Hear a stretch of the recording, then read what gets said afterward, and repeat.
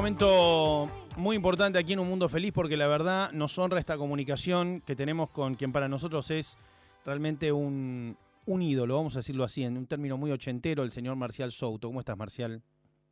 Bien, ¿qué tal? ¿Cómo estás vos? Bien, la verdad que primero que nada agradecerte la molestia de atendernos porque es muy importante para este programa poder charlar aunque sea un ratito contigo, hay muchos temas Bueno, y agradecerte todo el trabajo que has hecho estos años que es absolutamente formativo para quienes seguimos la literatura, la ciencia ficción y demás. bueno, fantástico. Gracias a ustedes. No, por favor. El péndulo marcó una generación de lectores. El año pasado cumplió 40 años, nosotros empezamos el programa en marzo Sí, y la verdad que en estos meses hemos hablado con muchísimos escritores, con muchísimos fanáticos y fanáticas y el péndulo anduvo por ahí, fue mencionado varias veces. Y bueno, para empezar a charlar un poco, ¿qué recordás de los comienzos de la revista y cómo se hacía esa curaduría en aquellos tiempos, ¿no? y era, era una cosa muy, muy complicada. Eh, fue, no sé, no fue una cosa demasiado planificada, es algo que Ujú. se fue inventando sobre la marcha. Eran tiempos difíciles y complicados y, y bueno, pasó como con muchas otras publicaciones que se fueron definiendo a medida que se hacían, eso, haciendo camino al andar. Eh, Primero fue un proyecto de revista eh, de literatura variada, amplia, común, con Jaime Poniatowski, que es un Ujú. matemático uruguayo, amigo, que me había presentado Mario Lebrero, eh, y y esa revista no llegó a materializarse por una serie de circunstancias. Después pasaron años y Jaime hizo otros proyectos y un día Andrés Cassioli me propuso revivir ese proyecto, pero llevado hacia la ciencia ficción porque Ujú. a él le interesaba también y le pareció que era una oportunidad interesante porque acababa de ponerse en marcha Humor y tenía éxito y creía que podían financiarse ciertas aventuras. Y así empezó con dos suplementos que se llamaron Humor y Ciencia Ficción, para que lo de la palabra humor garantizara ciertas ventas. Ujú. Y, y después se hizo una primera versión del péndulo muy ilustrada, era casi una revista de De historietas historieta, en el claro, fondo. claro, claro. Bueno, era el texto ilustrado escena por escena.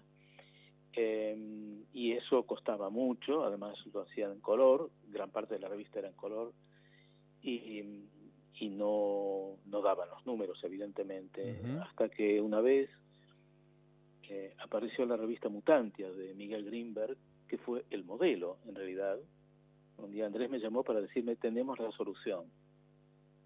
Acaba de aparecer, venía a ver esta revista que acabamos de producir, tengo ejemplares aquí, y es el modelo porque podemos hacer lo que yo siempre había propuesto, que era hacer cuentos y cuentos largos a veces, Ujú. con pocas ilustraciones, pero grandes a toda página, hacer una revista literaria muy bien ilustrada y además que quedara casi como libro. Bueno, y eso fue todo. Ahora, yo me pregunto lo que te decía de la curaduría, ¿cómo accedían a esos textos, cómo elegirlos, cómo conseguir los derechos para publicarlos? Digo, ¿cómo hacer una revista de antología en aquella época, ¿no? ¿Cómo ver el material, seleccionarlo y demás? Bueno, en realidad hacía yo todo. Claro. Yo había conocido prácticamente a todos los escritores por una serie de circunstancias. Ujú. Eh, Estuve en Estados Unidos un tiempo cuando tenía 21 años, me interesaba mucho ese tipo de literatura Ujú. y me preocupé por conocer a gran parte de los escritores.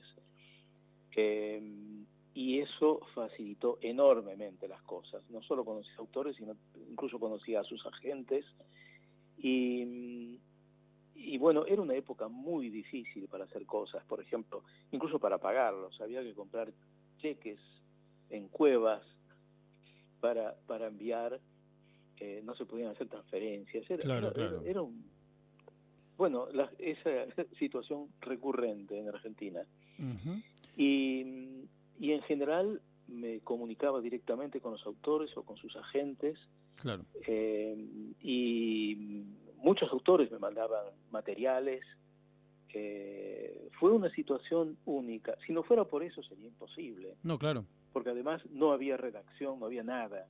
Yo he contado varias veces que no había ni siquiera una mesa ni una silla. Yo no tenía una habitación, una oficina, nada. Ni siquiera tenía una mesa ni una silla. Lo hacía en mi casa o sobre todo en bares. En bares. ¿En qué bares? He hecho muchas cosas. ¿En qué bares? A ver si siguen existiendo algunos de ellos. Mira, ya no tengo mucha idea. Eran bares, eran satélites de la zona donde estaba Ediciones de la Urraca. Primero, ¿en qué calle fue? Terminó en la calle Venezuela teniendo un edificio propio, pero estuvo antes en, creo que era Piedras, Venezuela. Después estuvo en... por San Telmo, o sea, bares por San Telmo, por Valvanera, sí, San Telmo, claro. Por esa zona, esa zona. Y me pasó lo mismo después con la revista Minotauro, que fue una especie de continuación más invisible del péndulo, porque no se distribuían en kioscos, pero también fue hecha en bares. Y todo fue hecho realmente a mano y con nada, reuniéndome con la gente que hacía cosas en esos bares, con ilustradores, con Carlos Gardini, que fue el traductor de gran parte del material. ¿Las portadas quién las hacía? En general, las portadas quién las hacía en el péndulo. Bueno, hubo varios ilustradores. Hubo una maqueta que hizo Andrés Casioli, la tipografía del péndulo la hizo Andrés, y las ilustraciones se iba variando. Había mucha gente que... ¿De Chichón? ¿No hubo portadas de Chichoni hubo en el péndulo? Hubo en la segunda etapa. En realidad, Chichoni pasó una vez por el péndulo cuando estábamos cerrando un número que iba a ser el penúltimo, creo. Sí. Ya sabía que iba a cerrar y apareció con una carpeta con cosas increíbles. No, claro. Y pedí que se fotografiaran a ver si encontrábamos la manera de usar alguna, aunque fueran blanco y negro, para ilustrar un cuento. Sé que era una textura, una especie de textura metálica oxidada,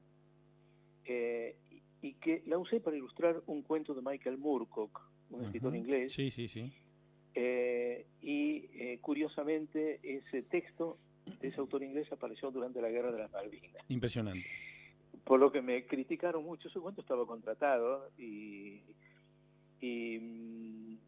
bueno, después anduve meses buscando a Oscar Chichoni cuando había cerrado ya el péndulo y yo estaba haciendo la revista Minotauro, porque quería pedirle ilustraciones de tapas, porque era espectacular. No, desde ya. Y tardé 6 meses en dar con él. Y al final le pedí las primeras tapas. Las primeras tapas que hizo las hizo para mí. Una para la revista Minotauro 5, que era una ilustración que tenía hecha, una especie de caballo metálico. Y le pedí la ilustración de tapa de El fin de la infancia, de Arthur Clarke. Claro. Que fue la primera que hizo. Y después pedí 5 o 6 más que rápidamente se transformaron en acontecimientos. Sí. Y al poco tiempo se fue a vivir a España y Paco Porrúa, el dueño y director de Minotauro, le siguió pidiendo tapas. Y después se fue a Italia, donde se hizo mundialmente famoso. Claro, él después vuelve a aparecer en Argentina en Fierro, digamos, muchísimas portadas de Fierro, pósters y demás. Antes de irse, después de las tapas que aparecieron, esas tapas a Minotauro, Minotauro 5, 8, y en esos libros Andrés Casioli le pidió el logo de Fierro, claro, por ejemplo, y empezó a pedirle tapas. Pero sí, fue toda una época antes de irse a vivir a Sitges, cerca de Barcelona. Y bueno, es un personaje único, es un genio, un absoluto genio. Sí, la verdad. Y después empezó a trabajar para cine y terminó, ganando el Oscar con con uno de los trabajos. En realidad no era el jefe de arte, pero era quien hacía las cosas. Hablabas de los encuentros a los 21 años con alguno de estos escritores. ¿Cuáles fueron los más impactantes, los que más recordás por algún motivo? Digo, conocer a estos genios que después aparecían en el péndulo. No, terminé, paré en la casa de un amigo íntimo de Bradbury en Los Ángeles durante 3 semanas, por ejemplo, a esa edad, y Bradbury llegaba todas las tardes en bicicleta a conversar, y lo conocí muchísimo. Y por eso pude después convencerlo de que fuera a Buenos Aires a la Feria del Libro, claro, en el año 97. Bueno, un oyente nos contaba una leyenda que no sabremos si es real o no. Vos por ahí podés echar un poco de luz, que es la de la copia de Fahrenheit, primera edición, escondida en el planetario. No, creo que es un mito. Bueno, qué bueno que lo aclares, porque no estaban enfermando con eso. No puedo saberlo, pero me suena a mí. Sí, es medio raro. Sí. Precisamente Fahrenheit acaba de aparecer. Fahrenheit apareció por primera vez en español en el año 58 en Minotauro, traducida por Paco Porrúa, que era el dueño y director de Minotauro. Era el director literario de Sudamericana, el hombre que publicó a Cortázar y a García Márquez, publicó Rayuela y 100 años de soledad, y al mismo tiempo era el dueño y director de Minotauro, una colección absolutamente única. Nunca hubo nada en ningún idioma como esa colección, y donde prácticamente todos los primeros libros fueron traducidos por él con 7 seudónimos distintos. Claro. Y entre otros autores tradujo desde el primero, que fue Crónicas Marcianas, a Bradbury. Y el tercero que tradujo fue Fahrenheit 451, que hace una semana acaba de aparecer en Buenos Aires, en una edición ilustrada por Ralph Steadman, que es uno de los grandes ilustradores del mundo, un inglés. Bueno, es la primera traducción en algo así como 50 años. Estaba la de Porrúa, de hace 62 años, sí. Hubo otra después en España hace como 50 años, y esta es la primera realmente nueva, y estoy muy asombrado. Trabajé mucho tiempo en esa traducción, y creo que es más actual ahora que hace 30 o 40 años. Bueno, vamos a ir a buscarla inmediatamente. Yo, las Crónicas Marcianas de Minotauro, que también había aparecido hace un par de años, con una portada preciosa, la fui a buscar inmediatamente, la estuve leyendo. Bueno, a raíz de eso tuvimos los mensajes que habían venido, porque había hablado de la tercera expedición, el prólogo de Borges y demás. Y ahí apareció este oyente diciendo que Crónicas Marcianas estaba escondida y que él tenía un Fahrenheit firmado. Te quería preguntar sobre Philip Dick. ¿También te lo cruzaste? ¿También lo viste en una conferencia? ¿Lo viste en vivo? ¿Cómo fue? Sí, por supuesto. Mira, precisamente en esa convención a los 21 años, donde conocí a Bradbury y después a esa gente amiga con la que paré, y conocí a un montón de gente que todavía sigue siendo amiga, los que viven. Claro. Y en un pasillo me paró un hombre, una pareja, para preguntarme una cosa, si había visto a otro autor que andaba buscando. Y estuvimos conversando un rato y al final me dijo, a propósito, soy Phil Dick. Terrible. Y después hablamos muchas veces en la convención. Yo lo había leído poco todavía y no me impresionaba demasiado. Después me quedé alucinado de haberlo conocido con esa familiaridad. Dick fue increíble. Creo que vivimos en el mundo de Dick y Ballard, una mezcla de Dick y Ballard. Claro. La actualidad, lo que estamos viendo es eso. Sí, claro. Un mundo desquiciado, dominado por los medios. Vivimos en un mundo... Ballard decía que la función del escritor, del creador ahora, no era tanto inventar cosas, sino encontrar qué quedaba de real dentro de la realidad, que era prácticamente ficticia. Sí, bueno, la realidad suplantada por su simulacro, por su representación, hoy todo el mundo es un avatar, ¿no? Una cosa, Borges no sé qué hubiera dicho también respecto de este juego donde somos una idea, ni siquiera una idea, una representación a veces tan injusta, tan parcial, tan... una marca, la gente convertida en producto, convirtiéndose en producto a sí mismo, ¿no? Sí. La realidad prácticamente, esa cosa que se llama realidad, prácticamente no existe. Claro. Y por eso la literatura realista y todo eso es prácticamente parte de la literatura fantástica ahora, porque no existe eso. Es increíble lo que ha cambiado el mundo en 40, 50 años. Claro, Estamos viviendo en el mundo que inventó ese grupito chico de autores de ciencia ficción. Alguna vez Ballard lo comparaba con el mundo, el grupito de surrealistas que eran, no sé, una veintena, y que cambiaron el mundo. Después lo hicieron unos cuantos inmigrantes, en gran medida del este, que inventaron Hollywood. Sí, claro. Con nombres cambiados, con seudónimos, y yo creo que en gran medida los autores de ciencia ficción hicieron algo parecido, que también fueron durante muchos años un grupito, y ahora estamos, el cine, por ejemplo, creo que en gran medida el cine que se hace ahora, gran parte del cine, nació de ese mundo. En este momento tiene mucho más importancia el cine que la literatura en cuanto a influencia, como ciencia ficción. Es mucho más mediocre, pero ¿qué le vamos a hacer? No, desde ya. Y si me apuraste diría que ya más la serie es que el cine, y más que la serie ya la opinión de la serie, cada vez se degrada un poquitito más, en cuanto a velocidad, imposibilidad de habitar los productos o los momentos, vamos en una especie de en búsqueda de la velocidad de degradación permanente, ¿no? Por supuesto, totalmente de acuerdo. Sí. Hay un número... Sí. No. Te iba a decir que hay un número seminal del Péndulo, que es el que incluye El lugar, la novela completa del Lebrero, y realmente me gustaría, este es un programa lebreriano absolutamente, hablamos siempre que podemos de la obra, y es que somos devotos directamente de no digamos la iglesia lebreriana, porque vendría Jorge a pegarnos un cachetazo, pero sí rendimos culto enorme al Lebrero y toda su obra, y no podemos no dejar de preguntarte por él, tu encuentro con Jorge, y demás.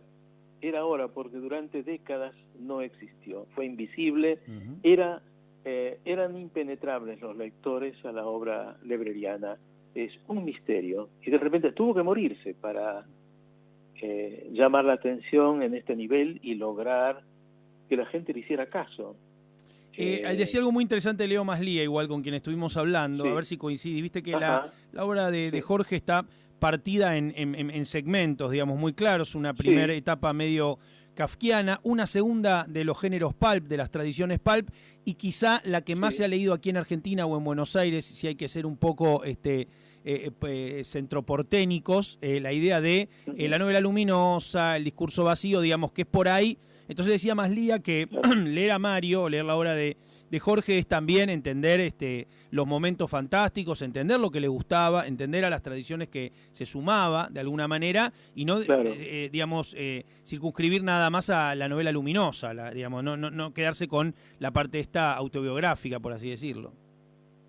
Sí, por supuesto. En realidad la novela luminosa es una de las primeras cosas que hizo, el intento de hacer esa novela, y no pudo llegar, era demasiado ambiciosa, pero en cierto modo, como casi siempre la producción de un artista es una forma de autobiografía. Claro. Y él empezó por la cosa kafkiana, porque era su vida, esa era su visión, entre kafkiana y onírica, y después, pasó por sus influencias, la literatura, todos los materiales populares que circulan por ahí, y terminó con esta literatura del yo, que era una manera de contar cosas que de otra manera no podía contar. Antes elaboraba los temas creando metáforas, creando historias, pero finalmente terminó contándolas directamente como si fuera un diario. Prácticamente todo lo último que escribió es un largo diario, donde simplemente cuenta en crudo lo que piensa y lo que se le ocurre. Y es cierto, sí que tiene razón Leo Maslía, que por lo menos hay tres etapas bien claras. Sí, digamos, lo que quería Maslía era que no se deje de leer Nick Carter, que no se deje de leer la trilogía involuntaria, que no se deje de leer No, por supuesto. la máquina de pensar en Gladys, ¿no? Digamos, que a mí me parece Por donde ahí supuesto. está. Claro, todo es parte de lo mismo. Bueno, y esos primeros libros es donde apareció todo, donde se permitió contar lo que no podía contar. Alguna vez, bueno, yo publiqué La ciudad y la máquina de pensar en Gladys cuando no existía. Fue una cosa absolutamente increíble, una serie de carambolas que un amigo común nos presentó.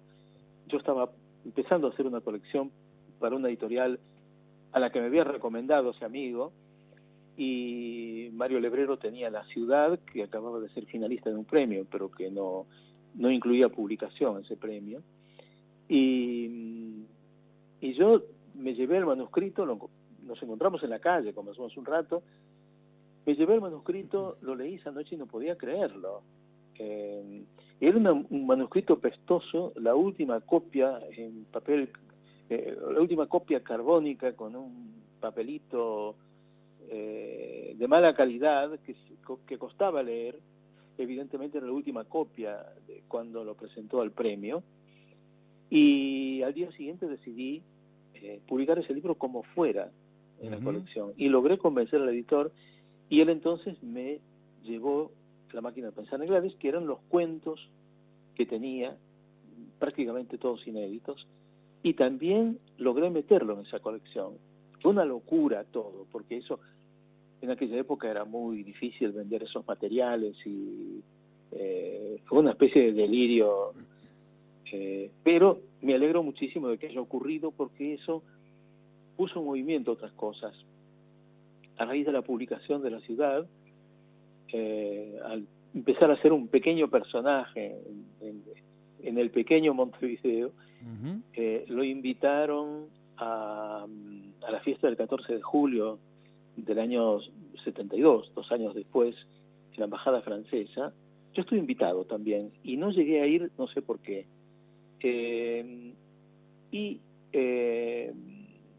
Le pasó esa cosa graciosa de que hacía frío y él estuvo toda la noche con la espalda, dando la espalda a una estufa que había en una pared. Sí.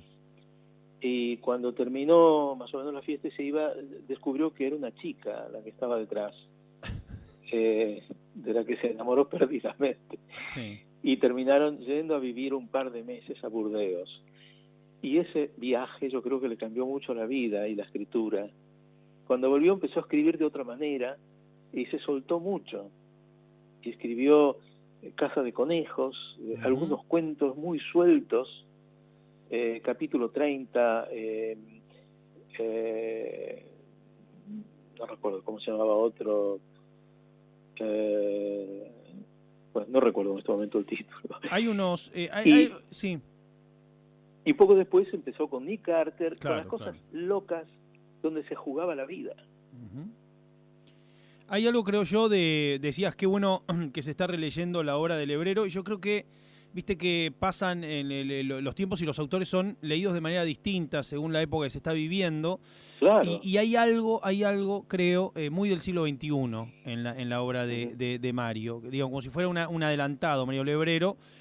Jorge, en cuentos que uno, por ejemplo, sin más lejos, La máquina de pensar en Gladys, digamos, y ciertas juxtaposiciones, desplazamientos, ideas de entrar de modo oblicuo a la realidad, cómo ver los acontecimientos, cómo convertir la épica de las cosas menores, las observaciones que hacen, me parece que tienen o dialogan de un modo bastante contemporáneo con ciertas ansiedades y ciertos fantasmas de la época en la que vivimos, como si, además de que era una persona que con la tecnología tenía un vínculo particular, digamos, la otra vez en un programa de radio de Uruguay que se llama La máquina de pensar, que a mí me encanta, que es el programa de Pablo Silva Olazábal, hablaban, ¿no?, de cómo hubiera sido Jorge con Twitter, cómo hubiera sido con Facebook. Algunos arriesgaban que hubiera quedado en el ostracismo, otros dirían que hubiera sido muy activo, que hubiera tenido seudónimos, bueno, todos los juegos que uno puede imaginar, contrafácticos, pero divertidos a efectos literarios. Y uno un poco piensa eso, que son tienen algo de actuales, dicho en el mejor sentido, no de actuales coyunturales, sino de poder dialogar con cierto espíritu que vivimos hoy. Por supuesto, fue siempre un adelantado. siempre vivió en una época posterior. Creo que ocurrió eso, de verdad. Su relación con la informática, por ejemplo, Claro. En cuanto apareció, empezó a usar computadora, a usar, hacer ejercicios de programación. Uh-huh. Tenía, por ejemplo, en la computadora programas, tenía sonidos para cada acción, que le anunciaban una cosa y otra, cuando tenía que tomar un remedio, cuando era a tal hora. Una vez que estuve toda la noche con él, él se despertaba a veces a las 6 de la tarde Claro. y después se acostaba otra vez a las 7 de la mañana. Uh-huh. Me dio un disco con algo así como 400 sonidos, con todas las acciones que tenía, que se anunciaban en el aparato. Era muy extraño en ese sentido, pero era genial. Y por otra parte, era muy divertido. Era una de las personas con mayor sentido del humor que conocí en mi vida. Yo lo recuerdo llorando de risa gran parte del tiempo. Por lo elocuente, decís, digamos, tiene un modo de expresarse o de las observaciones que hacía que eran desopilantes, digamos, Sí, rapidez, ingenio. Claro. Toda la conversación era en un tono de humor, un tono muy irónico, claro, de las cosas y del mundo, y era un placer eso. Y hubo una época, en la primera época sobre todo, que yo vivía en Montevideo y vivía muy cerca, donde lo veía prácticamente todos los días, y después que le publiqué esto, empecé a ser el primer lector de todo lo que hacía, durante, no sé, unos años, incluso después viviendo en Buenos Aires, me mandaba cada par de meses un sobre gordo con todo lo que había producido. Y una vez en uno de esos sobres llegó Nick Carter. Claro. Y bueno, que inventamos con Jaime Poniatchik una editorial para publicarlo, porque era un material que no se podía mostrar a nadie, no era publicable en aquella época ni remotamente. Y finalmente se transformó en eso que es ahora, que es un pequeño clásico. Es increíble cómo, bueno, es uno de los libros favoritos de los librerianos más conspicuos, Nick Carter. Es como el libro que de alguna manera tiene ese estilo tan particular de género, pero de género atravesado por un montón de rarezas, ¿no? Género enrarecido, podríamos decir. Claro. Bueno, y ahí quedó, hablabas antes del lugar. Yo quise publicar El lugar, por supuesto, que es el libro que estaba terminando de hacer cuando yo le publiqué La ciudad.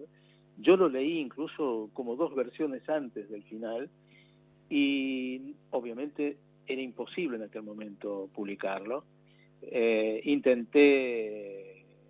Incluso intenté con Minotauro, y a Paco Porro no le interesó, increíblemente, y recién pude publicarlo, no sé, 12 años después, en El Péndulo. Cuando supe que podía hacer un número especial del Péndulo, con más páginas, claro, yo peleé a muerte para publicar El lugar, porque me parecía que sería un acontecimiento publicar eso. Y así fue. Fue uno de los números de mayor éxito, quizá el número de mayor éxito del Péndulo. Y fue un placer además que lo ilustrara Luis Scafati. Tiene la portada de la tacita, es el número azul que tiene la portada con la tacita. Exacto, número, sí, hecha por Raúl Fortín. Raúl Fortín era uno de los ilustradores y diseñadores que trabajaban dentro de la revista Humor. Y curiosamente Raúl Fortín era daltónico. Trabajaba con los colores por metro, numerados. Claro. Increíble. Sí. Él hizo la primera tapa, por ejemplo, la de la rana, que fue la primera. Hizo varias tapas del Péndulo.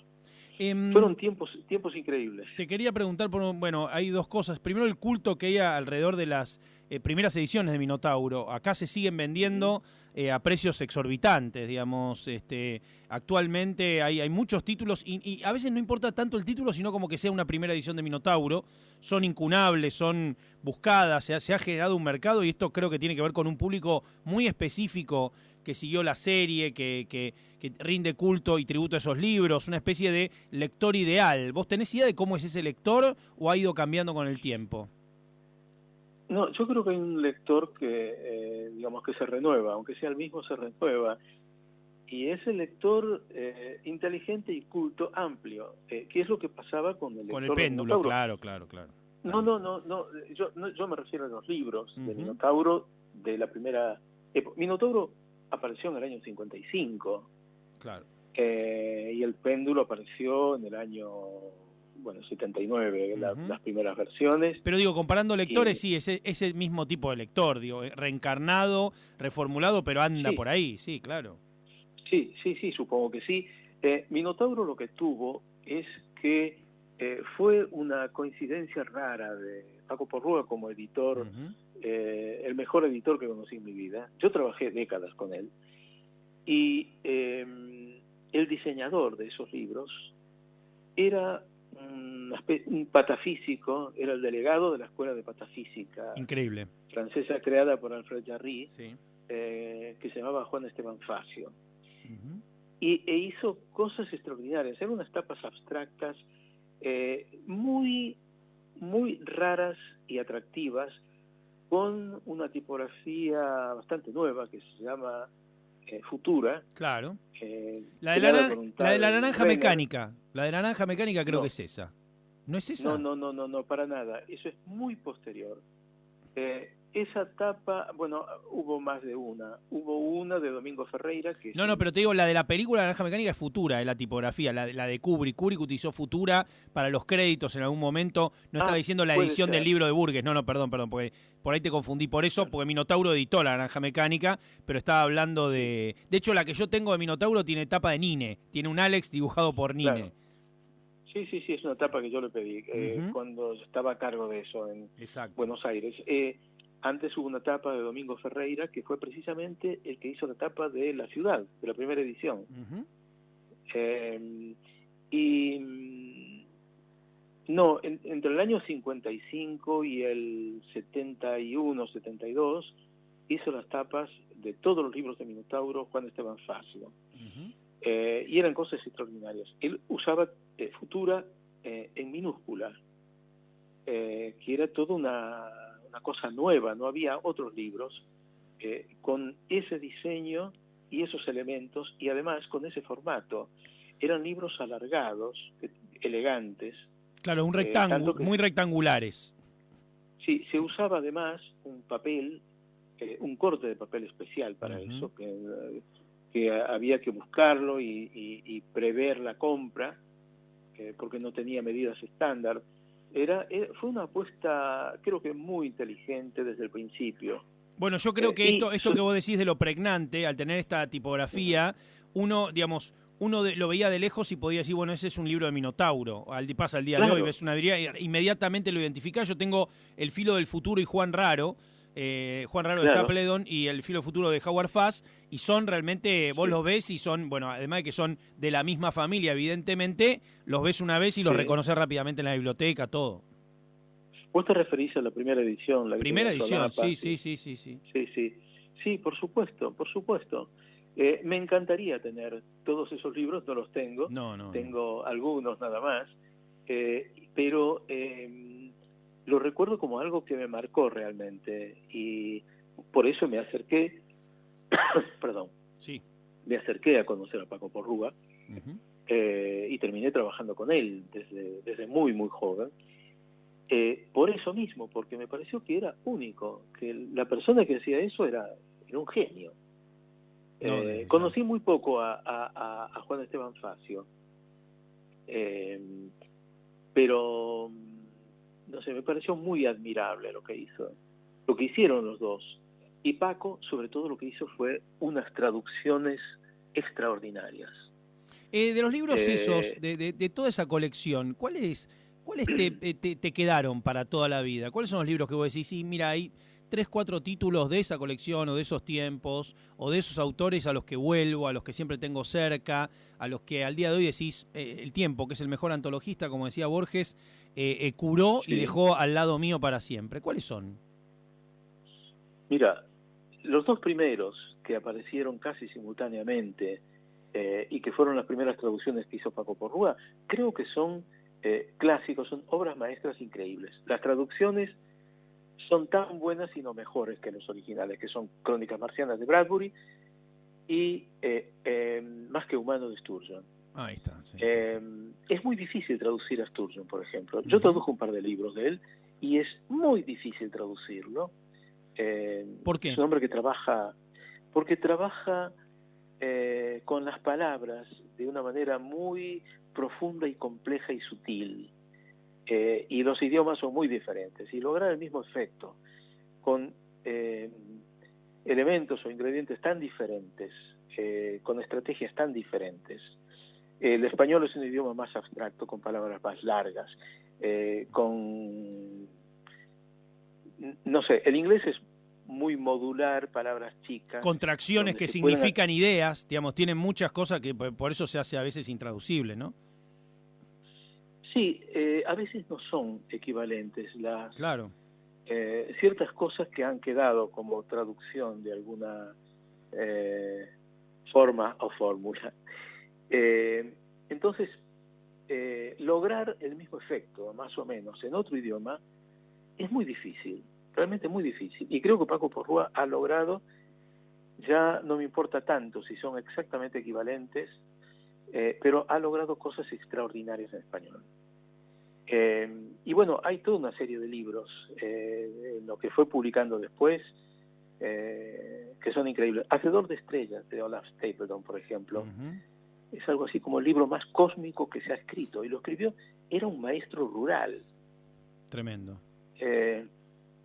Y es una especie de viaje que abarca todo el universo, abarca toda la historia del universo, y fue publicado en 1930. Bueno, fue relanzado hace un par de años. Yo tengo esa nueva edición de Minotauro, que es la de toda púrpura, que tiene como una lluvia de estrellas, justamente, unos rayos. La tengo, me la habían enviado a la otra radio donde trabajaba cuando salió.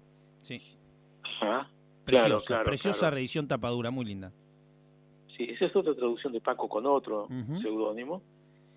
Pero bueno, hubo muchas cosas que metió ahí, libros que parecían menores en aquel momento. Por ejemplo, Soy leyenda, de Richard Matheson, que es mejor en español, la traducción de Paco creo que el original.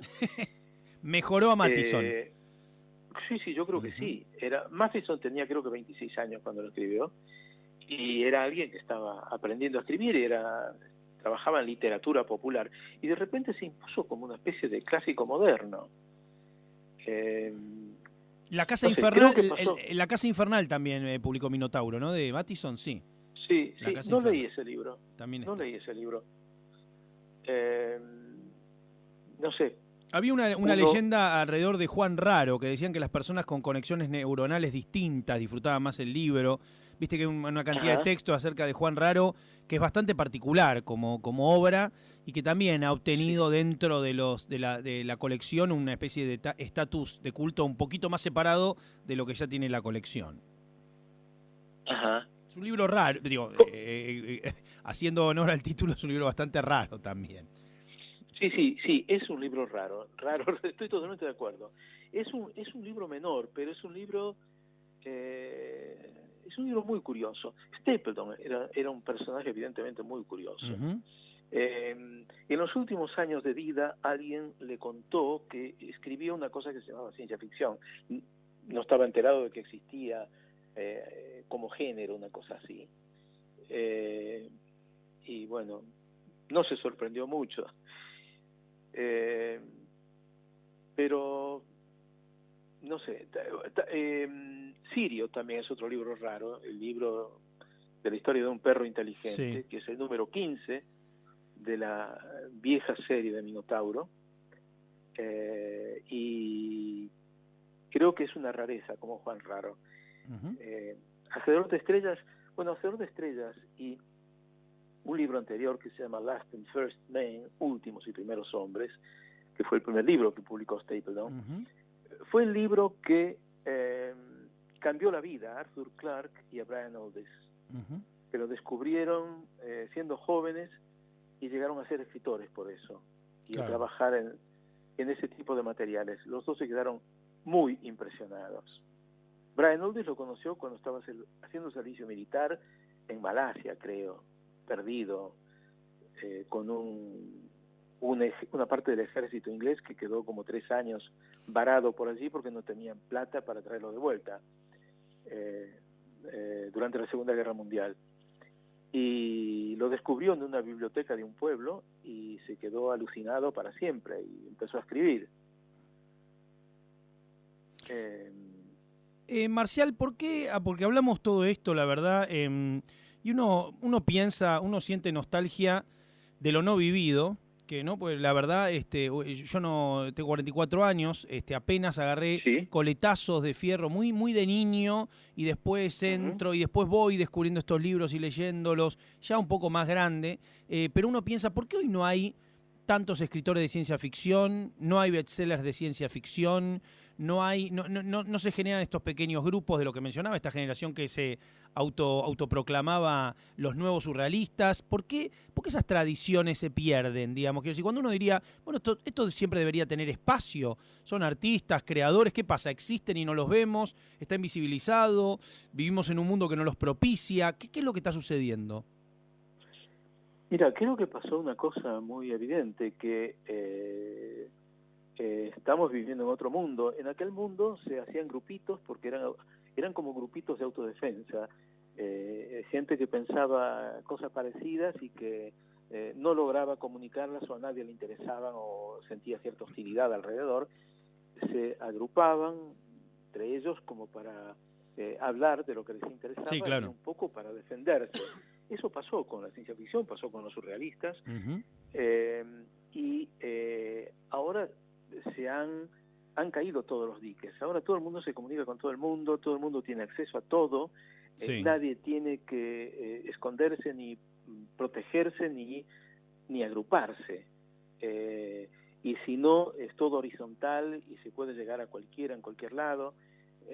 Y simplemente creo que se han desbordado los géneros y todo entra y sale Claro. De una cosa y otra.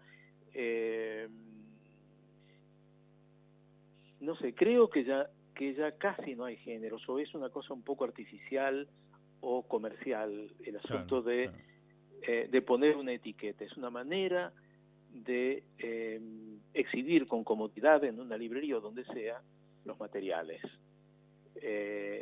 Pero creo que lo que se hace ahora, que podría tener algo de ciencia ficción o literatura fantástica o lo que sea, se mezcla con el mainstream, la literatura general, la literatura a secas, y todo tiene elementos de todo, que es en cierto modo lo que hacían Cortázar y Borges, o los grandes autores, o incluso García Márquez. Gran parte de lo de García Márquez es literatura fantástica. Claro, claro.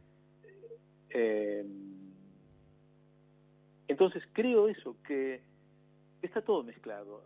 A uno no se le ocurre hablar incluso en cine o en series, como es una serie de ciencia ficción. No, es una serie que tiene elementos de una cosa y de otra, y simplemente utilizan cosas que llaman la atención. Y creo que la ciencia ficción generó muchas cosas que llaman la atención. Bueno, esperemos que haya una reacción a toda esta alienación que estamos viviendo, a este mundo que predijeron estas grandes plumas. Y bueno, son buenas noticias los relanzamientos, las reediciones de los títulos de Minotauro, como decías, con tan buenas traducciones, ilustraciones, y digamos, unas ediciones muy bonitas y accesibles. Digo, cuando compré Crónicas Marcianas, no hace mucho, realmente está en un precio súper competitivo, accesible, y es espectacular. Cómo está encuadernado, la ilustración, todo. Claro. Y la traducción, ¿no? Claro. Como bien vos decías. Te quiero agradecer sinceramente, de corazón, mucho esta charla. La verdad que te admiramos mucho, me parece que tenés mucho para contar, para decir, y todo el trabajo que has hecho. Es muy lindo poder conversar contigo, así que muchas gracias por esta comunicación. Bueno, muchas gracias, Sebastián. sos muy exagerado. Y muy No, generoso. no, para nada, Marcial, para nada. Me alegro mucho de que hayan llegado esas cosas a algún sitio. Yo no te puedo contar en qué circunstancias fueron hechas muchas de esas cosas. Y que hayan llegado a gente tan lejos y tanto tiempo después, realmente es casi un milagro. Bueno, un milagro merecido. Muchas gracias, un abrazo gigante y ojalá en algún momento cuando todo esto pase nos crucemos y podamos charlar un poco de ciencia ficción, Marcial. Fantástico, fantástico, Sebastián. Encantado de hablar con vos. Muchas gracias. Por Te mando un favor. gran abrazo. Abrazo gigante. Marcial Souto, una persona fundamental. Busquen, investiguen, lean los libros de Minotauro, busquen Números del Péndulo. Pasó por aquí por Un Mundo Feliz.